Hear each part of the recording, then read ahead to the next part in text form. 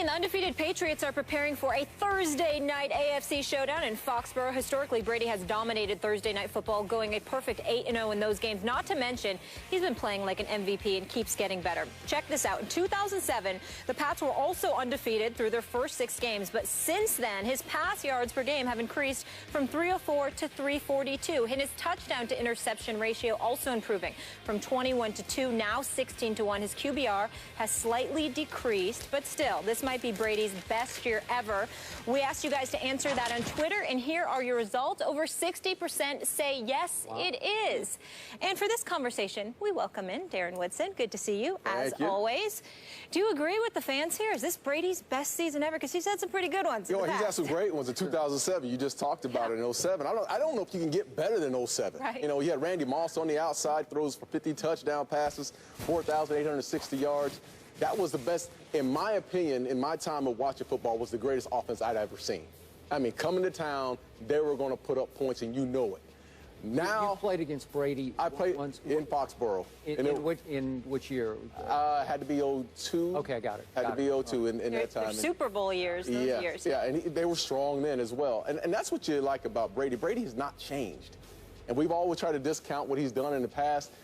And it seems like, you know, now I'm looking at this situation this year. I think this is his greatest work. I honestly do, because in 07 he had guys like Randy Moss on the outside, and he had some playmakers that can make plays for him.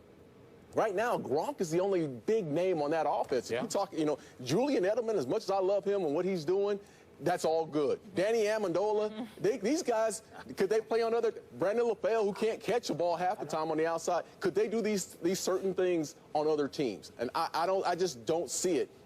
And Brady makes them better. And again, you just go back to 07. Jabbar Gaffney was at that time probably the only guy who, after he left, had some success in Denver and in Washington. Other than that, Dante Stallworth fell off the cliff. Randy Moss fell off the cliff. I mean, you see so many. Wes Welker, what ended up happening with him? There's so many guys that Brady made better in their time, and this year is no different. Stephen A. I went back and took a peek at the 2007 stats of the New England Patriots when they went undefeated after Spygate, ultimately went through the playoffs and lost to the Giants in the Super Bowl because Strahan and the crew were all over him, and he had to tap dance like the late, great Gregory Hines, God rest his soul. But, you know, before that, looking at his numbers, 50 touchdowns, just 8 interceptions, QBR of 84, 68% completion percentage, nearly 5,000 yards, 48 and change to be exact. Brady's on pace to throw less than the 8 interceptions. I don't know if he's on pace. I don't think he's on pace, rather, to throw 50 touchdowns. No. But I do believe that the numbers are relatively similar. I don't blame him for having the mindset that he's playing better now than he ever has. I can't definitively blame you nor anybody else if you think that. But it was just something special back then about Brady to Randy Moss to Wes Welker. It was something special. I mean, Lawrence Maroney was your quarterback.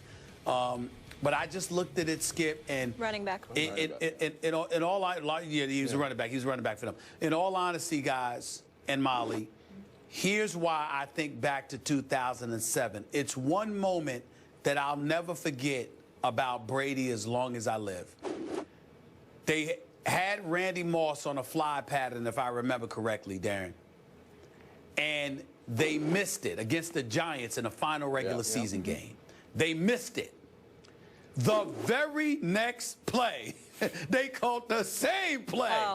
And Baum threw it up there, and Brady connected with Moss for the 50th touchdown. Okay? I just thought that moment was so special because it was like they were literally saying, yeah, we're going to do what we want to do. What are you going to do about it? Boss move. They just had... This year, they seem to be on this mission where it's all about the Deflategate and, you know, proving you wrong and all that other stuff. Before, yeah, you had Spygate, But remember, that was legitimate. They could use it as a motivational tool all they wanted to. But what was undeniable was that it was legitimate because it was Spygate. You're spying and you're not supposed to be doing that, and, you know, all of this other stuff. And Lord knows how many tapes the commissioner's office had and all of this other stuff. But they just went out on the field and said, we're going to show you we're better. That's entirely different than being out there now, being ticked off and basically taking it out on everybody because you have a superior system with superior personnel, a superior coach, et cetera, et cetera. Back in 2007, it was like, we're bad boys, and we're going to come out here and we're going to show you how bad we are. It was a different mystique about them back in 2007. And I loved it more than I love this, although I respect both immensely.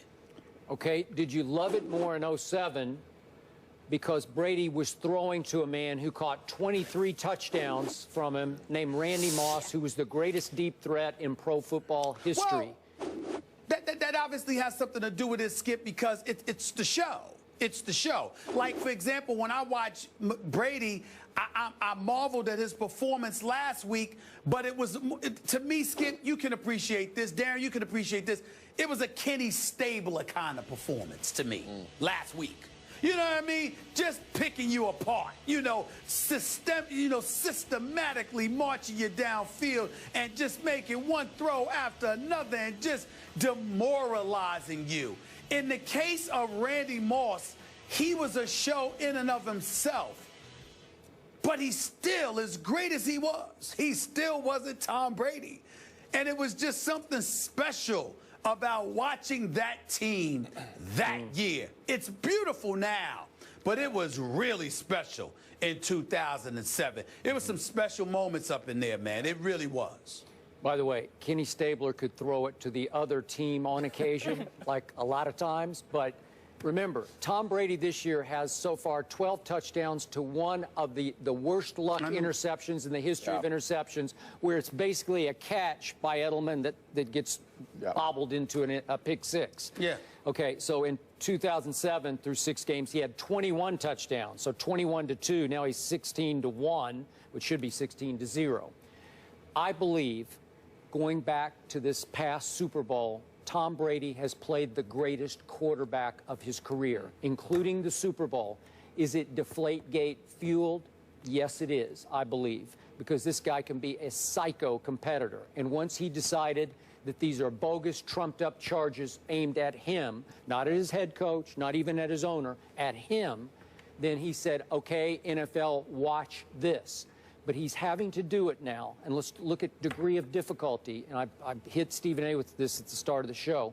I'm not going to read the names again. This is the most no-name, inexperienced offensive line in pro football. Exactly. There's one legit bona fide starter who used to be the right tackle, who had to move to left tackle. The center, the guts of this, the brains and guts, is an undrafted free agent rookie. Okay, think about that. And the other guys haven't started much at all, and it's just mix and match. I don't know how they protect him at all. He's getting rid of the football faster than any other quarterback in the league. And to your point, we all appreciate Gronkowski, but there's no deep threat at all. Right. There's not one guy who can take the top off the defense. Right. There's no stretch player. Well, there's no threat at all. Everything is going to be mostly underneath, right? And there's going to be a lot of run after catch with it. Go ahead, Stephen A.